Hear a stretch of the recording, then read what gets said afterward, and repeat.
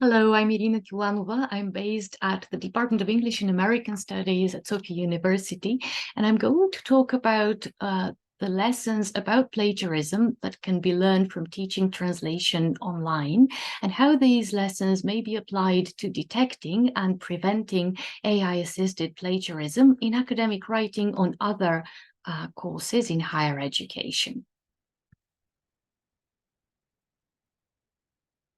Earlier this year, when the growing popularity of ChatGPT started raising questions about the implications for teaching and learning, as well as academic integrity, it occurred to me that those of us who teach translation have already encountered a similar situation before. When the pandemic started, we had to abruptly shift to online instruction and switch from paper-based, tech-free assessments to online exams in a situation where invigilation was really difficult and where sophisticated machine translation tools were freely available. Now, similar to ChatGPT, these translations tools may be prone to errors, but they often perform tasks to a satisfactory level. And if used by learners, they harbor risks of obscuring exam results. Another similarity between ChatGPT and machine translation tools like Google Translate or DeepL has to do with task authenticity, and this might actually legitimize their use because both may be used in professional contexts. However, in our context of learning and assessment, with the possibility of learners using Google Translate or DeepL in assessment tasks, the same question that we are discussing now was raised, which is, who is the translator now?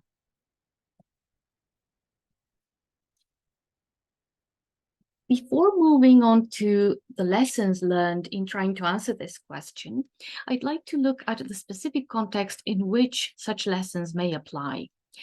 First is the technological context, which is very dynamic, and with the improvement of these tools, some of the strategies discussed here may not apply. Secondly, the educational context. I teach novice students mastering foundational skills, and although this is a topic open to debate, I've made the decision to not allow the use of machine translation or generative AI in exams that assess these skills. Also, I'm teaching students of subjects where writing is not just a medium of expression or a means to an end, but it is an instrument of thinking as well as a part of one's academic identity. In this presentation, I don't have time to discuss all the lessons learned. Here are some that you can examine in more detail if you wish by pausing the video.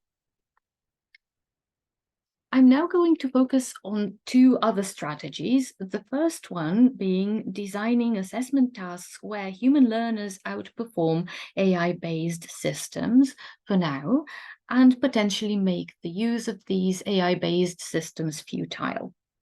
For the purposes of translation, this meant selecting texts with features that Google Translate and DeepL would struggle with, such as idiomatic and figurative language, culture-specific items, or texts whose interpretation requires awareness of the context. In the context of academic writing, this would mean creating tasks that ChatGPT is not particularly good at or not consistently good at. These could be analytical tasks, which require sustained textual interpretation, particularly of metaphorical language and irony. Often in these cases, ChatGPT is inconsistent or self-contradictory. Another type of task could be requiring application of contextual knowledge or theoretical frameworks, as well as the selection of evidence from concrete texts. Here, potential weaknesses of ChatGPT are providing seemingly logical but misguided interpretations, as well as hallucinations of plot details. Here is an example of the first type of task, which highlights some of the weaknesses of ChatGPT. The task was to identify the tone in a longer text. The excerpt here describes an artist as giving the impression of being a hermetic poet affected by Parkinson's disease due to long and exhausting searches for formulas and symbols. As ChatGPT was initially unable to identify the irony, I asked it to interpret the simile. To my first question, do you think the author really means that the artist is affected by Parkinson's? It quite aptly observed that the phrase wasn't meant literally, but described the artist as being somewhat disconnected from the physical world. However, to my follow-up question, what do you think the tone of this description is? It was still unable to identify the irony, but it also contradicted itself by interpreting the reference to Parkinson's in a literal way this time. Moving on to the second lesson, using traditional anti-plagiarism software to detect AI-assisted plagiarism. At my institution, we use a software called Strike Plagiarism. It has two indicators of similarity. The first one detects sequences of 5 or more words, and the second one detects sequences of 25 or more words, and it's considered a fairly certain indicator of plagiarism because coincidences of this length do not occur naturally in language. This software can also identify paraphrases and display the original phrase, and within the institution it can identify the author and assignment title of the submission with which a similarity has been identified. Now, in the context of translation, strike plagiarism was quite helpful. Although similarity scores were generally quite high, even when there was no plagiarism, it was still possible to distinguish the use of entire chunks of Google Translate or DeepL produced text. This, however, was possible because each machine translation tool produced a single version of the translation, which could be fed in advance into strike plagiarism for further comparison. So I decided to conduct an experiment and check whether strike plagiarism would detect similarities if multiple users submitted answers to the same questions generated by ChatGPT. I used 2 of our actual first-year assignments. There are 2 different types of questions, which may account for some of the differences in the similarity scores between the 2 tasks. We had 24 participants, student volunteers. Here is a summary of the results of the 2 types of similarity percentages in each task. The vertical axis in the chart is the percentage of similarity, the horizontal one, the answers in order of submission. So according to both indicators, similarity scores do rise after the first few submissions, but after that there is no gradual climb or accumulation, and some of the later submissions may present significantly lower scores than earlier ones. Also, I had to include an originality disclaimer in the template that the students submitted, so some of the similarity comes from that.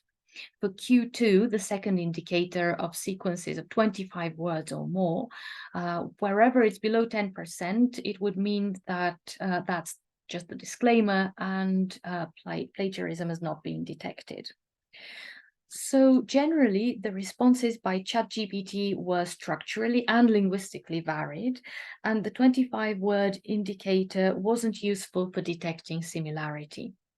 The first indicator, though, Q1 of 5 or more words, did go up, and while the phrases that it identified in isolation cannot be considered evidence for plagiarism, combinations of specific phrases, all leading back to the same earlier submission, coupled with content analysis, actually can be used to signal that there has been some kind of collaboration.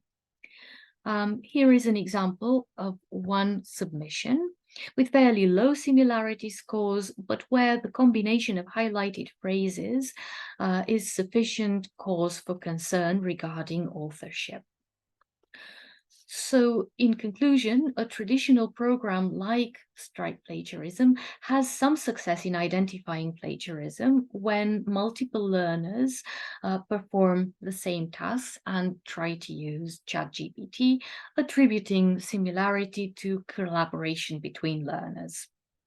The similarities that are detected may not be absolute proof, but they're sufficient for the issue to be addressed appropriately, possibly penalized according to the context. And overall, a software like this can be used as a deterrent when the use of generative AI systems is not desirable.